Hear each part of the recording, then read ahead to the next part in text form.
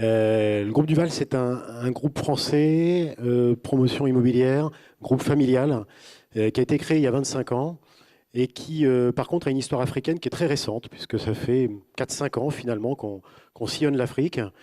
Et pourtant, le développement, ce qu'on y fait aujourd'hui est déjà très important, très significatif, puisqu'on est présent dans 8 pays et que l'on a développé plusieurs secteurs d'activité.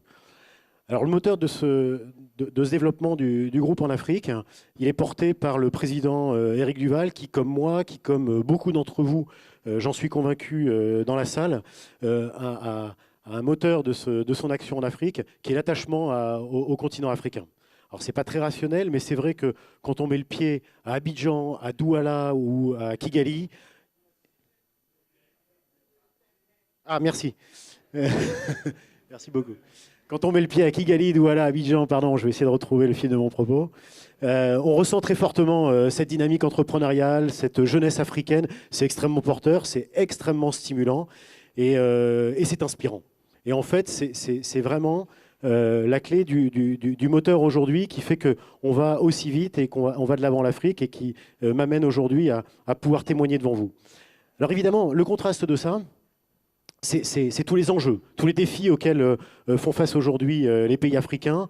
Donc c'est évidemment la démographie, c'est un atout, mais aussi c'est un enjeu d'accès à l'emploi. C'est évidemment toute la dimension de l'urbanisation qui pose des questions sur l'accès aux services de base. C'est évidemment aussi les questions écologiques, alors l'assainissement, l'accès à l'eau. Alors tous ces sujets-là sont en arrière-plan. Ça contraste aussi peut-être pour certains avec les enjeux et les opportunités qu'offre l'Afrique.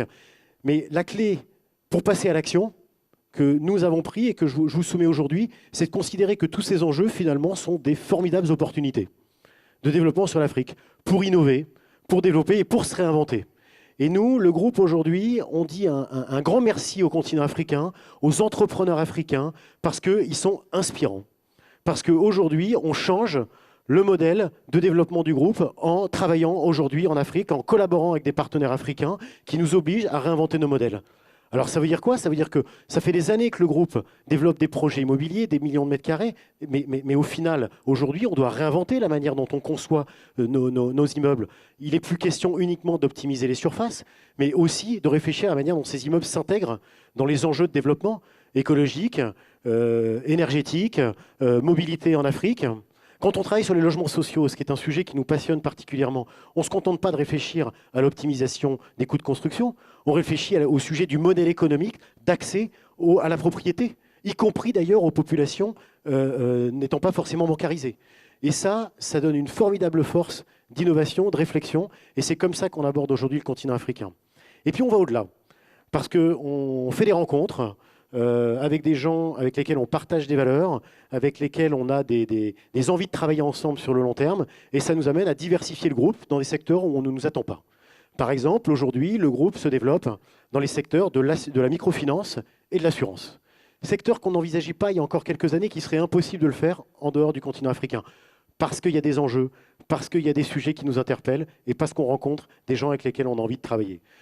Voilà comment on aborde le continent africain aujourd'hui, des rencontres, des entreprises, des startups inspirantes, des gens avec lesquels on a envie de travailler et la nécessité de s'inscrire dans la durée. Voilà, mon témoignage, c'est aussi de dire au final que le fait d'intégrer les enjeux sociétaux, sociaux, environnementaux dans la stratégie même de développement du groupe, eh ben, ce n'est pas une contrainte. Alors ça l'est évidemment en partie, mais ça n'est pas qu'une contrainte. Au contraire, on essaye d'en faire une véritable opportunité pour innover, pour inventer, pour se développer.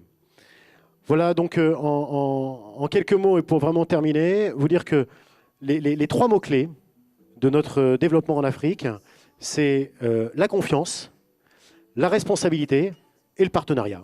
Merci.